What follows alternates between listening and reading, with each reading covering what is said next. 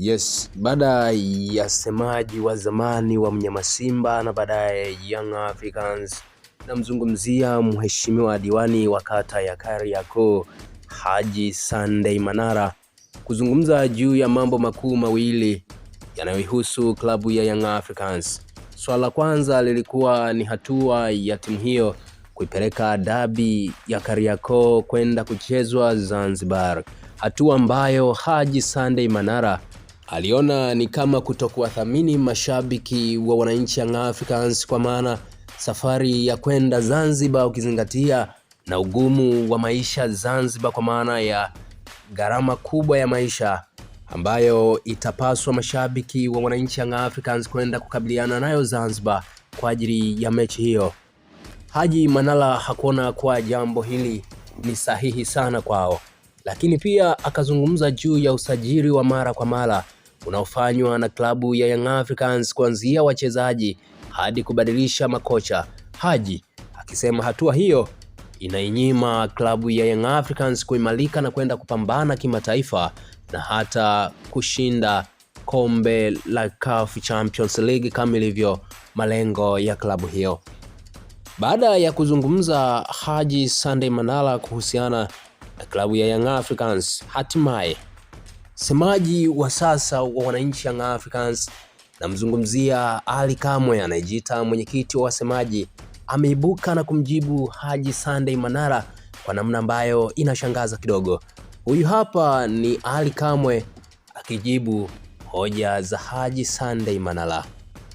Watu hawa wanasema dabi bwana imepoteza mvuto. Mtu kabisa wa Yanga dabi imepoteza mvuto bwana. Simba ashafungwa sana. Mtu wa Yanga huyo poteza mvuto, dabi ishafungwa sana. Dabi tuilindeje yani, kwa mfano tuilindeje? Haya wewe Yanga unataka tuilindeje dabi yani? Kwamba tusipeleke timu tufungwe. Ndio Yanga tuko hivyo.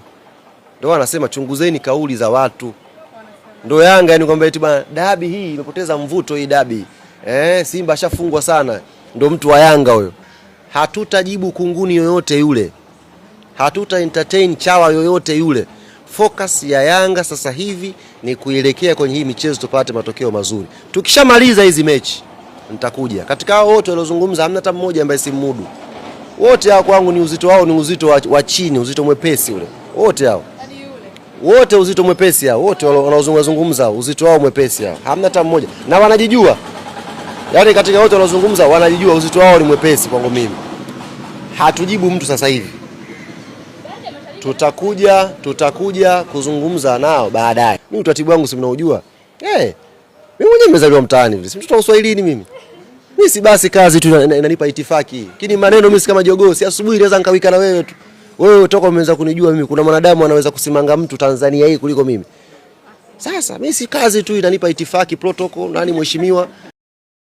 Baada ya majibu hayo ya Ali Kamwe kurudi kwa Haji Sunday Manara katika namna aliyozungumza, Haji Manara kama mnavyomjua huwa hajui kupozesha mambo. Haji akaluka nalo hilo tena, na hapa Haji akijibu na kueleza juu ya kila alichokizungumza na kile kilichojibiwa na Ali Kamwe. Haji Sunday Manara huyu hapa.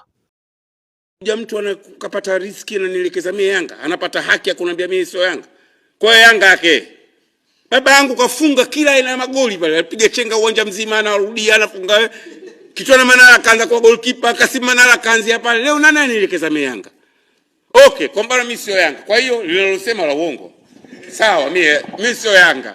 Mimi Kosti. Sawa, nilolisema la uongo. Apingeni hoja. Mimi nitegemea wote watakuja na hoja. Hii uongo hii.